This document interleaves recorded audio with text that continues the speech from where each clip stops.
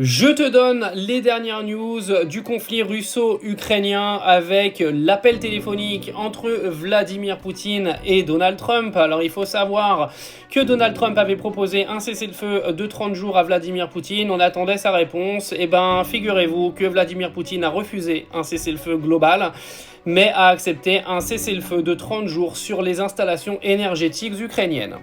Alors clairement, c'est un premier échec pour Donald Trump, ça passera pas comme un échec, mais c'est clairement un échec. Les Occidentaux cherchaient clairement un cessez-le-feu global, mais Vladimir Poutine a dit que tant que l'Ukraine sera aidée militairement par l'Union européenne, il n'y aura pas de cessez-le-feu complet. C'est la condition numéro 1 de Vladimir Poutine pour aller à un cessez-le-feu complet et pouvoir discuter pour la paix. Alors pour l'instant, il va y avoir un cessez-le-feu sur les installations énergétiques, c'est-à-dire que Vladimir Poutine a appelé son armée pour leur dire d'arrêter de tirer sur les installations énergétiques.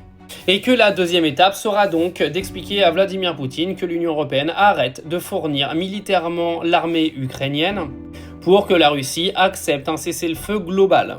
À la suite de ça, ils pourront discuter d'un protocole de paix dans lequel sûrement Vladimir Poutine récupérera tous les territoires qu'il a voulu, que l'Ukraine ne rentrera jamais dans l'OTAN ni dans l'Union européenne et qu'aucune troupe de l'OTAN ne sera à la frontière russe sur le territoire ukrainien. Oui, parce que je vous donne déjà comment ça va se passer à la fin. Parce que même si vous avez cru que Donald Trump allait régler ce conflit en 24 heures comme il l'a promis, il faut savoir que celui qui décide, c'est tonton Vlad et que Trump est juste son petit chihuahua qui lèche l'anus.